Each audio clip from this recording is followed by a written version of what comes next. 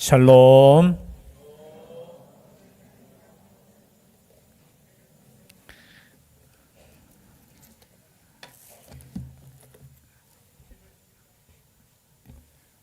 안녕하시죠? 예. 샬롬이라는 뜻은 하나님의 평강과 평안이 함께하기를 원합니다라는 뜻으로 우리가 함께 인사를 나눕니다. 평안하시지요? 아멘 하셔요. 입술의 고백처럼 하나님께서 이루어 주실 줄 믿습니다. 여러분, 성경은 2000년 전에, 또 구약 성경은 그보다 오래전에 기록된 말씀이죠. 그 시대 사람에게도 주어진 말씀이지만 이 말씀은 현재 우리에게 주시는 하나님의 말씀인 줄 믿습니다. 말씀은 살아서 지금도 역사하는 하나님의 말씀입니다. 그래서 오늘 이 본문의 말씀도 2000년 전에 에베소 교회를 향한 말씀만이 아니라 오늘 교회인 나를 향한 말씀이다라는 그 마음을 가지고 이 말씀을 함께 듣기를 주의 이름으로 축복합니다. 특별히 오늘 소아시아 7교회 가운데 첫 번째 교회죠. 에베소 교회.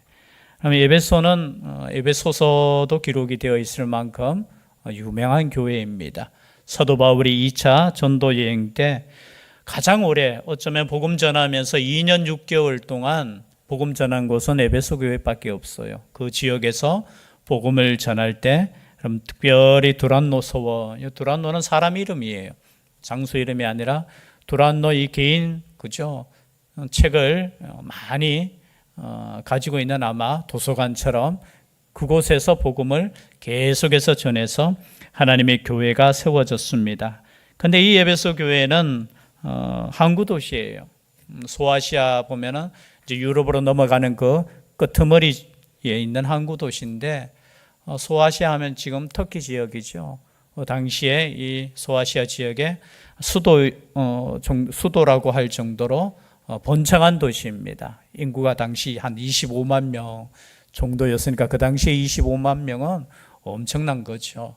그리고 이제 항구 도시다 보니까 뭐 돈도 많이 있습니다. 그죠? 돈이 오고 가고 또 여러 나라의 사람들이 또 오고 가다 보니까 문화적인 것도 굉장히 좀 뒤섞여져 있고 어쩌면 또 좀 더 개방적인 그런 문화를 가지고 있습니다. 여기에 보면은 로마 황제를 섬기는 로마 신전이 있어요.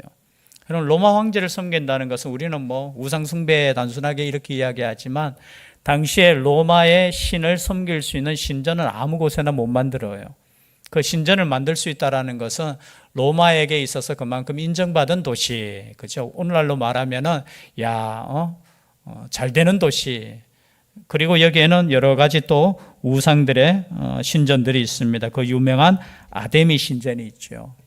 여러분 혹시 인터넷에 가보시는 게 아니죠. 검색하셔서 아데미 신전 치면은 굉장히 이렇게 있어요. 기둥이 한 100개 정도 되는 기둥. 아테네 신전이 좀 유명하잖아요. 그죠? 그보다 약 4배나 큰 그 신전도 있고요. 우상을 또 섬기는 도시면서 또 음란한 도시. 왜냐하면 당시에 종교와 이 음란은 함께 갔어요. 여러분 구약 시대부터 하나님을 섬기는 것이 아니라 우상을 섬기는 사람들의 특징이 뭐냐? 음란하는 거예요.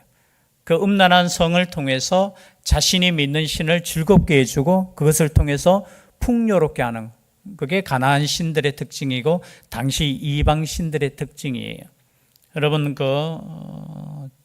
엘리입니까? 그 사사하면서 제사장이었던 엘리의 두 아들이 그 보면은 성전을 섬기는 여인들과 동침했는 것이 단순하게 음란한 그런 것이 아니에요. 당시 문화 자체가 가나안 땅의 문화가 어떻게 해요? 그냥 하나님을 섬기는 것이 아니라 우상 섬기면서 그런 행위를 하니까 이 자식들이 그걸 본받는 거예요. 뭐 다른 종교들도 그렇게 하는데 그것이 뭡니까? 타락이라는 거죠. 이 에베소 지역이 그러한 도시였습니다. 그러한 도시에 하나님의 복음이 전파되어서 교회가 세워졌어요. 그런데 그로부터 시간이 이제 몇십 년이 지났지요. 지금 이 요한계시록 기록될 때가 약 95년에서 100년 사이니까 그죠? 몇십 년이 지났습니다. 그 지나는 그 사이에 여러 가지 교회에 어려움이 있었어요. 그러함 가운데 하나님께서 예수 그리스도를 통해서 또 사도 요한에게 하나님의 말씀을 주셨어요. 교회의 상태를 정확하게 어떻게 해요? 보면서 저는 이 말씀을 준비하면서 혹여나 하나님께서 만약에 우리 교회를 이렇게 보실 때 어떤 진단을 내리실까? 여러분, 하나님께서 교회인 나를 보실 때 어떠한 평가를 내리실까? 여러분, 세상 평가가 중요한 게 아니에요.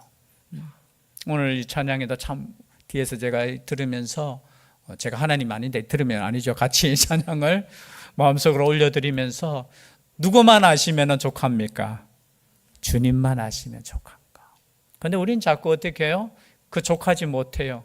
주님만 아는 것이 아니라 세상 사람들도 좀 알았으면 좋겠어요. 내가 잘 되고 내가 그저 성공해서 세상 사람들도 나를 좀 알아줬으면 좋겠고 라는 그 마음이 있는데 오늘 말씀에 보니까 주님만 알면 1절 말씀에 에베소 교회의 사자에게 편지하라. 오른손에 있는 7뼈를 붙잡고 7금 촛대 사이를 거니시는 이가 이르시되. 에베소 교회에 누구에게 보낸 편지라고요? 사자에게. 여러분, 여기 사자 해석이 두 가지 나와요. 천사라고도 하는데요, 그것이 아니고 우리가 사자는 그 교회의 지도자입니다. 지도자. 고린도 후서 8장 23절에도 보면은 그렇게 말씀하고 있어요. 디도를 향해서 여러 교회의 사자다 이렇게 표현하고 있어요. 즉 말해서 하나님의 사자는 뭐냐? 하나님께서 세우신 교회의 지도자에게 편지하라는 거예요. 왜냐하면 교회의 책임은 누구에게 있습니까? 하나님이 세우신 지도자에게 있는 거예요. 칭찬도 들을 수 있지만 벌도 대표로 듣는 거예요. 그죠? 책망도 대표로 듣는 거예요. 그리고 이 당시에는 어떻게 해요? 그 대표자에게 이 편지가 전해주면 이 대표자가 어떻게 해요? 이 편지를 성도들에게 읽어주는 거예요. 그래서 여러분, 저희 교회도 편지가 오잖아요. 여러 군데에서 편지가 많이 오잖아요. 어떻게 오겠습니까? 이름이 대신교회 담임 목사 은상원 이름으로 이렇게 와요. 그냥 대신교회로 이름 오면은 제가 안 읽을 수 있잖아요. 그래서 어떻게 해요? 대표자 이름으로 보내는 거는 뭐예요? 그 교회를 어떻게 해요? 에게 보내는 편지라는 뜻이에요. 그리고 이 편지를 쓰시는 분이 누구냐? 오른손에 있는 7뼈를 붙잡고 7금 촛대 사이를 거니시는 이. 여러분, 7교회의 편지들을 보면은 먼저 편지 보내는 예수님의 모습을 이렇게 표현했어요. 그 모습이 다 달라요. 그럼 예수님의 모습이 막 이렇게 변형되느냐? 그런 뜻이 아니에요. 그 교회를 향하신 하나님의 그죠? 그 메시지가 그런 뜻이에요. 예를 들어서 어떤 교회는 위로가 필요하면은 우리 하나님은 어떤 하나님으로 나타나실까요? 위로를 하시는 하나님. 어떤 교회는 그죠? 책망받을 일이 있어요. 죄를 짓고 범죄하고 할 때는 우리 하나님께서 위로만 하시면 됩니까? 안 됩니까? 그럴 때는 우리 하나님은 어떤 모습으로 오실까요? 나타나실까요? 매 안 맞아 보셨어요? 몽둥이 들고 그죠? 야단치는 모습으로 나타나시겠죠. 마찬가지예요. 오늘 말씀해 보니까 7뼈를 붙잡고 7금 촛대 사이를 거니시는 이라고 했어요. 우리 주님의 모습이 이러한 모습인데 여기 보면은 7별은 뭐냐? 바로 위에 있습니다. 1장 20절에 보니까 네가 본 것은 내 오른손의 7별의 비밀과 또 7금 촛대라. 7별은 7교회의 누구라고요? 사자라는 거예요. 그러면 우리 주님께서 누구를 지금 붙잡고 있다? 7별을 붙잡고 있다라는 거예요. 여러분, 교회 지도자를 누가 붙잡고 있다고요? 누가 붙잡고 있다고요? 예수 그리스도께서 붙잡고 계시는 겁니다. 기도하실 때, 여러분, 교회 지도자들을 위해서 기도하실 때 예수 그리스도께서 꼭 붙잡아 달라고 기도할 수 있기를 바랍니다. 그럼 제가 끼어 있어야지 여러분이 잘 되잖아요. 아멘이시죠? 제가 졸면 되겠습니까? 안 되겠습니까? 안 돼요. 여러분, 물론 우리 어떤 권사님은 제 1번으로 저를 위해서 기도해 주신다고 항상 말씀하셨. 자기 자녀들에게는 미안한 말이지만 하면서 그것이 좋은 거예요. 우리 자녀들은 또 남편을 위해서 당연히 기도하죠. 생명과 같이 생각하잖아요. 그러면 여러분, 영적으로 교회를 위해서 기도하실 때 교회만을 위해서 기도하는 것이 아니라 그 교회를 책임지고 있는 지도자를 위해서 기도하셔야 됩니다. 이 땅의 교회 지도자들을 위해서 기도할 수 있기를 바랍니다. 지도자가 살아야 되잖아요. 지도자들이 하나님 아버지 앞에 바로 서야 되잖아요. 그런데 그 지도자를 누가 붙잡고 계신다? 예수 그리스도께서 붙잡고 계시는 거예요. 홀로 있는 것이 아니라 붙잡고 계신다는 것. 그리고 7 금촛대 사이를 거니신다고 했습니다. 금촛대가 뭐라고 했습니까? 위에 보면은 7 촛대는 7 뭐라고요? 교회니라 라는 거예요. 여러분, 그래서 금촛대 사이를 거니신다. 창세기 보면은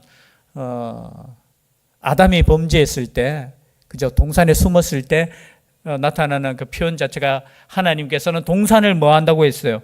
거니신다라는 표현을 써요. 거니신다는 표현은 무슨 표현일까요? 돌아다니신다. 놀러 다니시는 겁니까? 여기 거니신다는 뜻은 뭐예요? 살피신다는 뜻이에요. 우리 하나님께서 교회들을 살피시는 줄 믿습니다. 우리 주님께서 다 거니시고 계셔요. 안 보고 계시는 것이 아니라 다 보고 계셔요. 여러분의 수고와 여러분의 인내와 여러분의 형편을 다 보고 계셔요. 그래서 표현 자체가 예수 그리스도가 그죠? 7뼈를 붙잡고 금촛대 사이를 거니시는 예수 그리스도께서 에베소 교회를 향해서 말씀하시는 거예요. 그 내용이 뭐냐? 여러분, 말씀하신다는 것 자체가 은혜인 줄 믿습니다. 뒤에 보면은 책망도 하지만 야 처음 사랑 버려, 첫사랑이에요. 첫사랑 왜 버렸냐라는 야단도 맞았지만 여러분, 말씀하신다는 것 자체가 은혜인 줄 믿습니다. 하나님께서 침묵하면 끝이에요, 여러분. 내버려 두시면 끝이에요, 그게. 때로는 야단도 하나님의 사랑의 표현인 줄 믿습니다. 여러분, 우리 자녀들 야단 치시잖아요. 야단 안 칩니까? 그죠? 어떤 아이가 뭐 그런 이야기를 해도, 아니, 다른 사람은 나한테 잔소리 안 하는데 왜 엄마만 잔소리해? 잔소리 하는 분이 제일 사랑하는 사람이에요, 그죠? 잔소리 하는 거는 뭡니까? 제일 사랑하기 때문에. 그죠? 그래서 가장 이 땅에 참 관계가 힘든 관계가 시어머니와 며느리 관계보다 사춘기인 자녀와 부모의 관계입니다. 요즘 보니까 뭐 며느리하고 그죠? 시어머니 관계는 별거 아니에요, 보니까. 그죠?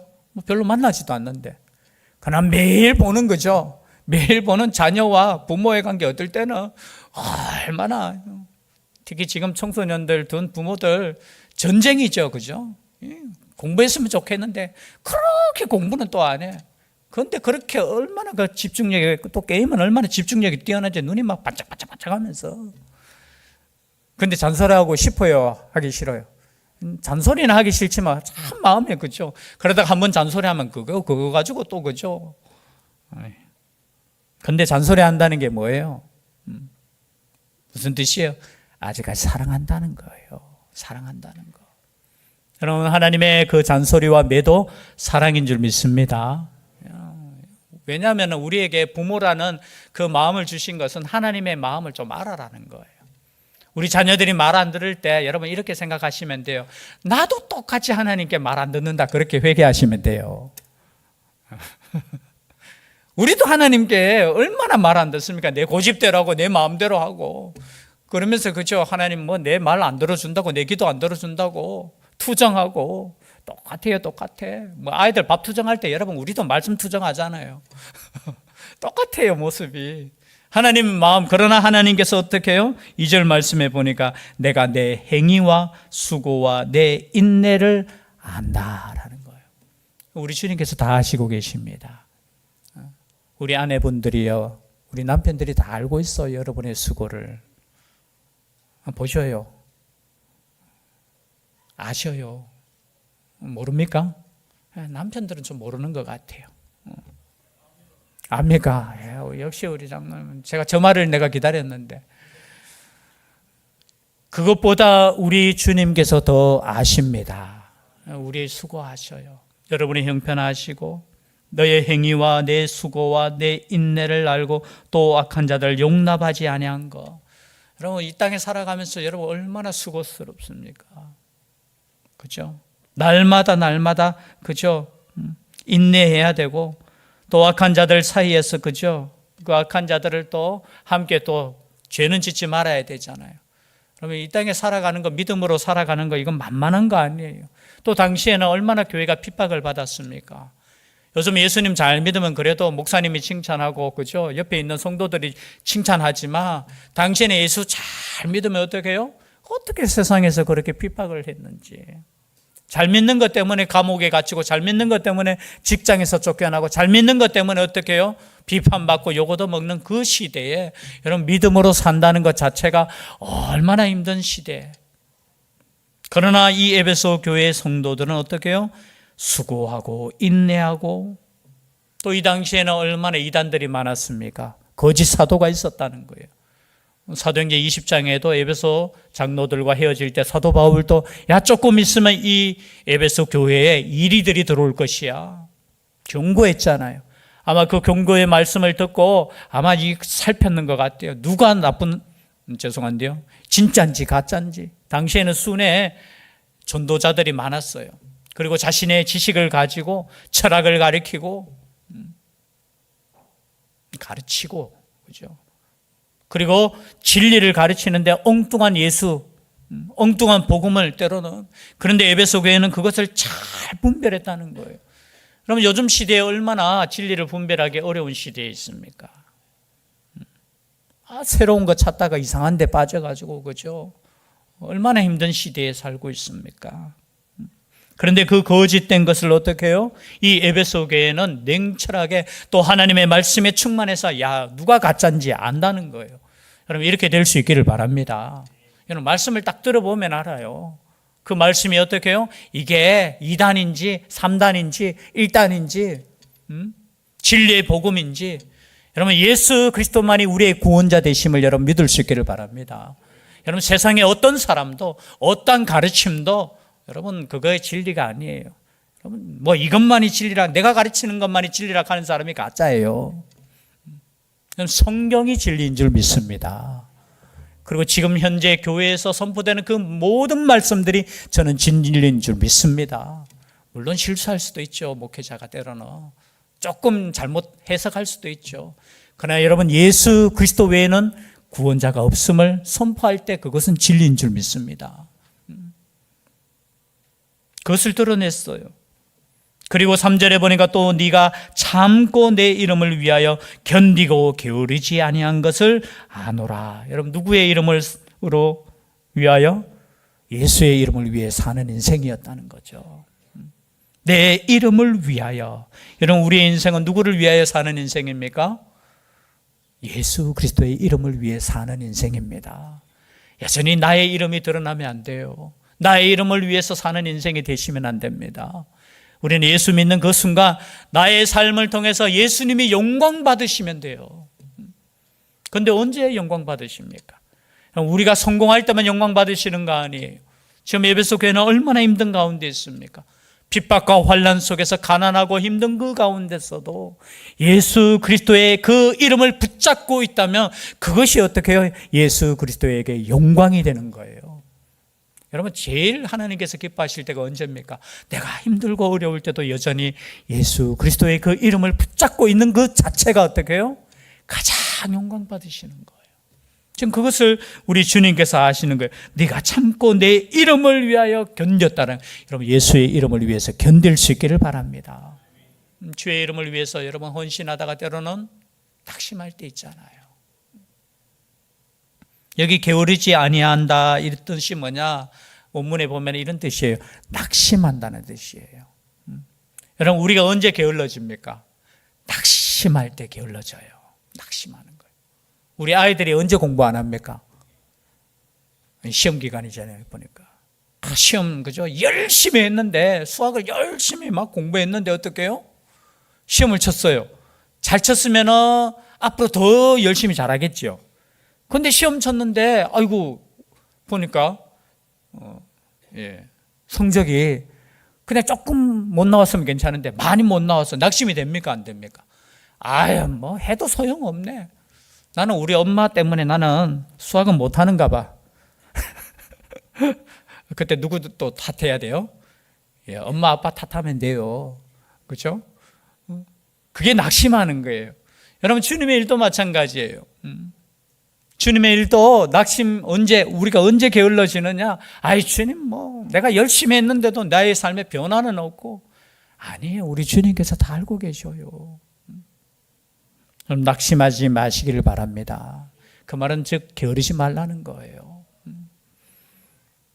그러시면서 이제 앞에 칭찬들은 엄청 많이 하셨죠. 그죠? 그런데 한 가지 책망할 것을 또 말씀하십니다. 4절 말씀입니다. 다 같이 읽겠습니다. 시작. 그러나 너를 책망할 것이 있나니 너의 처음 사랑을 버렸느니라.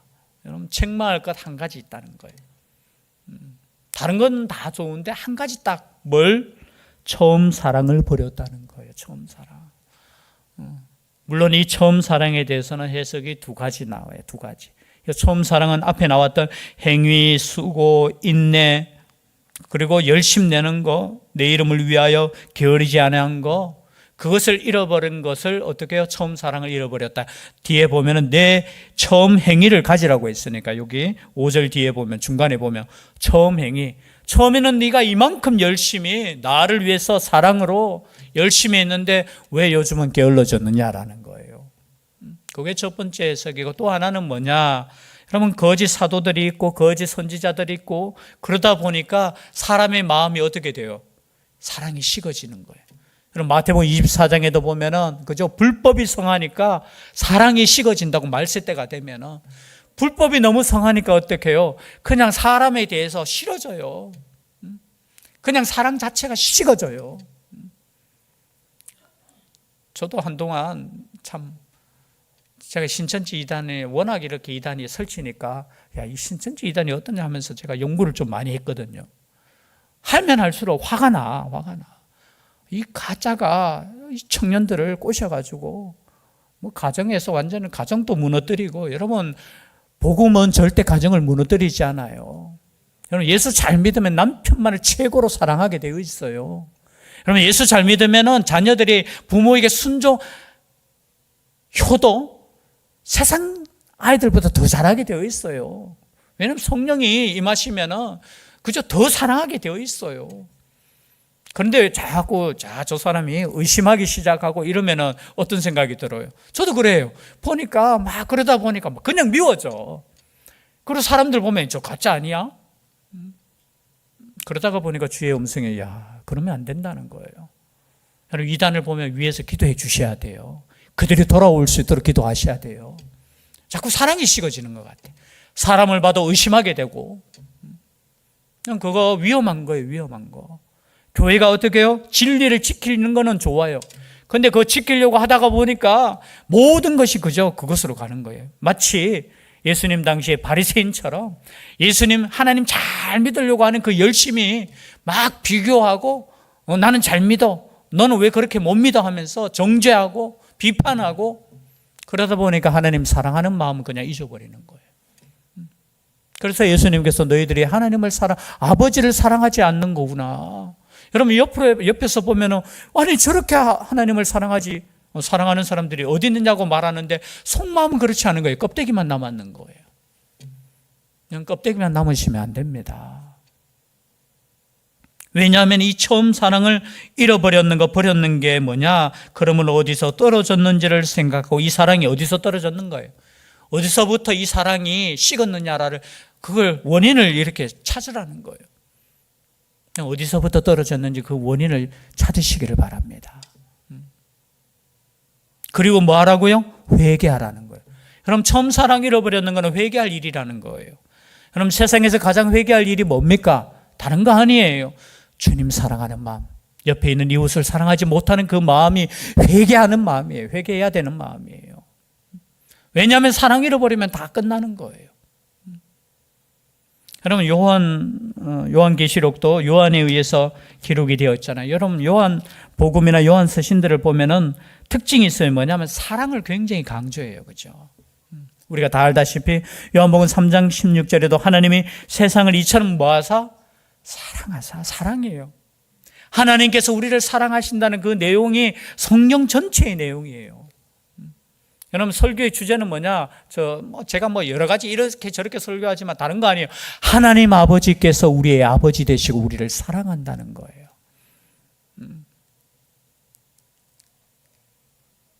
그 사랑을 좀 이렇게 회복했으면 좋겠어요. 물론 설레는 사랑은 아닐 거예요. 우리 첫사랑 하면은 설렙니까? 안 설렙니까? 그죠? 지금도 설레는 마음으로 옆에 아내를 바라보시는 분도 있겠지만 20년, 30년 지나면 설레는 사랑보다는 어떤 사랑이에요? 지겨운 사랑입니까? 더 깊은 사랑이잖아요. 그죠? 처음에는 막 설레는 그 사랑에서 어떻게 해요? 이제는 생명조차 줄 수 있잖아요. 아멘이시죠, 남편들? 아니에요? 그럼 생명, 처음에는 막 좋아서 그냥 정신없이 사랑하다가 이제는 어떤 사랑이에요? 내 생명도 줄 수 있는 사랑이잖아요. 그럼 그렇지 않다면 회개하셔야 돼요.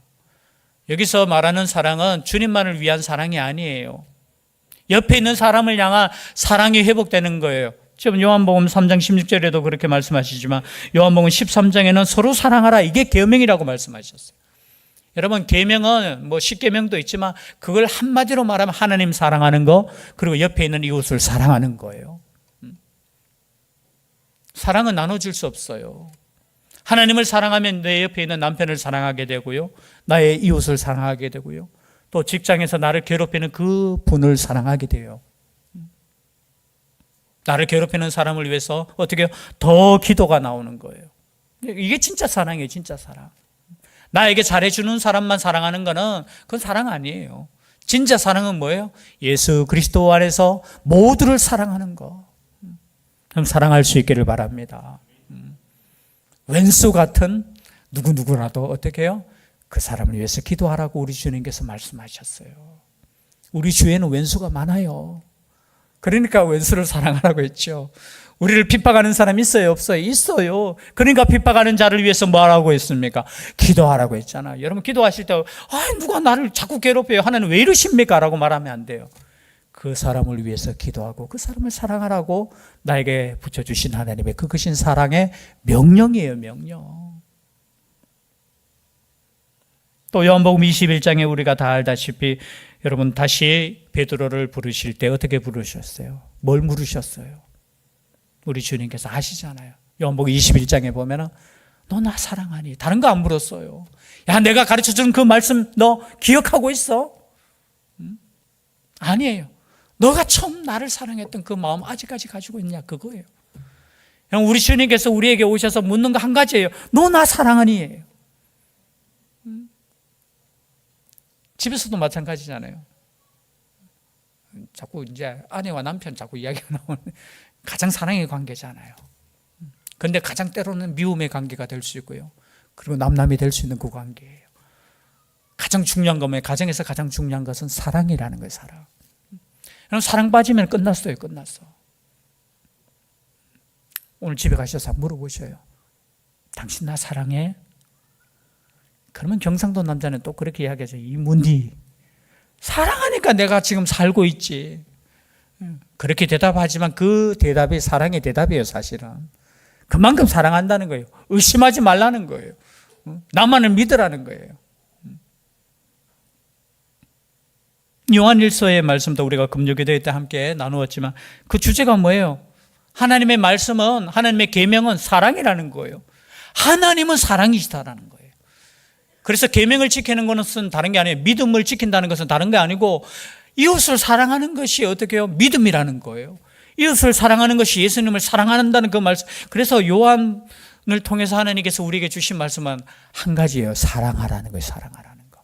사랑이 다라는 거예요. 사도 바울을 통해서도 말씀하셨잖아요. 고린도 교회에 여러 가지 문제가 있었잖아요. 문제가 있을 때 말씀하셨어요. 고린도전서 13장에 보면은 사랑이라는 거예요. 너희들 은사, 하나님께 받은 그 복들 많다고 자랑하고, 누가 잘 믿느냐 그거 경쟁하고, 근데 사랑 없으면 뭐라고요? 아무것도 아니라. 그럼 사랑 없으면 아무것도 아니에요. 그러면 사랑이 있으면 뭐예요? 여러분, 잘 믿고 있는 겁니다. 잘 믿고 있는 거예요. 그럼 사랑 충만한 교회가 될 수 있기를 바랍니다. 그리고 사랑 충만한 교회가 되기 위해서는 뭐부터 해야 돼요? 내가 사랑해야 되는 거예요. 제가 이 설교할 때마다 제가 강조하는데요. 우리 교회는 사랑이 없어요 하는 그 사람 제일 문제 있는 사람이에요. 제일 사랑 없는 사람이에요. 사랑이 없다는 것을 깨달았을 때는 어떻게 해야 돼요? 내가 사랑해야 되잖아요. 나를 통해서 사랑의 성령의 역사가 일어나야 되잖아요. 지금 사랑하고 있는 사람은 그런 말 안 해요. 사랑하는 사람은 끊임없이 지금 나눠주고 사랑하고 있어요. 근데 사랑 받으려고만 하니까 그 말이 나오는 거예요. 사랑 받으려고 하니까. 여러분, 사랑 받으려고 하려고 성경 말씀에 사랑하라고 있잖아요. 사랑하라고. 그 사랑받는 것은 우리 주님께서 우리를 사랑하신 것을 믿기만 하면 되는 거예요. 이미 우리는 사랑 너무나 넘치게 받았어요.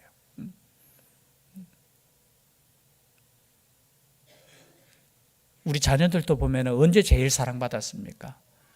크면은 뭐 언제 아빠가 나를 사랑했냐 하지만 사실은 기억 못할 때 가장 사랑했어요. 똥기저귀 갈아주고 먹여주고 입혀주고 밤에 자는데 그죠 울어도 그죠 막 엄마는 그죠 그 젖 먹여주고. 근데 그때 아이들은 기억 못해요. 진짜 뭐 사랑을 뭐 비교할 때 만약에 자신의 부모님이 그죠 막 아프고 이럴 때 자녀들이 막 이렇게 돌볼 때 있잖아요. 정말 그거 쉬운 거 아니잖아요. 그럼 반대로 생각해 보세요. 여러분, 우리 자녀들을 키울 때 보면은 그걸 여러분 수고라고 생각했습니까? 아니잖아요. 이렇게 보면은 그게 진짜 사랑이에요. 진짜 사랑. 그래서 오늘 말씀에 그죠? 처음 행위를 가지라. 만일 그리하지 아니하고 회개하지 아니하면 내가 네게 가서 내 촛대를 그 자리에서 옮기리라. 촛대가 뭐라고요? 교회를 옮기리라는 거예요, 여러분. 여러분, 사랑 이러면 다 끝나요. 그래서 이 시간 우리가 다시 한번 사랑을 확인할 수 있는 우리가 되었으면 좋겠습니다. 우리 하나님의 사랑은 변함이 없어요. 그러나 우리의 사랑이 혹여나 변할 수 있다는 거예요. 내가 주님을 사랑하고 있는가? 다시 한번 주님 앞에 여러분 물으시길 바랍니다. 내가 주님 사랑해요? 그 사랑한다면은 여러분 어떠한 어려움도 어떠한 고난도 이길 수 있다는 거예요. 그 사랑을 회복하고 그 사랑으로 충만한 우리 교회가 될 수 있기를 주의 이름으로 축복합니다. 기도드리겠습니다. 사랑의 하나님 감사드립니다. 때로는 이 땅의 삶이 지치고 힘들고 어려울지라도 하나님께서 주신 이 사랑 때문에 우리가 버티고 인내하고 승리합니다. 이 사랑 변하지 않도록 우리 하나님께서 지켜주시고 하나님께서 주신 이 사랑 품고 세상을 향해 이웃을 향해 나아갈 수 있는 우리의 삶 되게 하여 주시옵소서. 함께하여 주실 줄 믿사오고 예수님 이름으로 기도드리옵나이다. 아멘. 말씀의 위탁을 드립니다. 천국의 시민권을 선물로 얻으신 성도 여러분, 오늘 들은 말씀을 나가서 전파하며 복음의 증인되어 사십시오. 아멘. 이제부터 성도로서 말씀에 순종하는 삶을 살도록 힘쓰겠으며 나가서 복음 전하며 성도답게 살겠습니다. 아멘.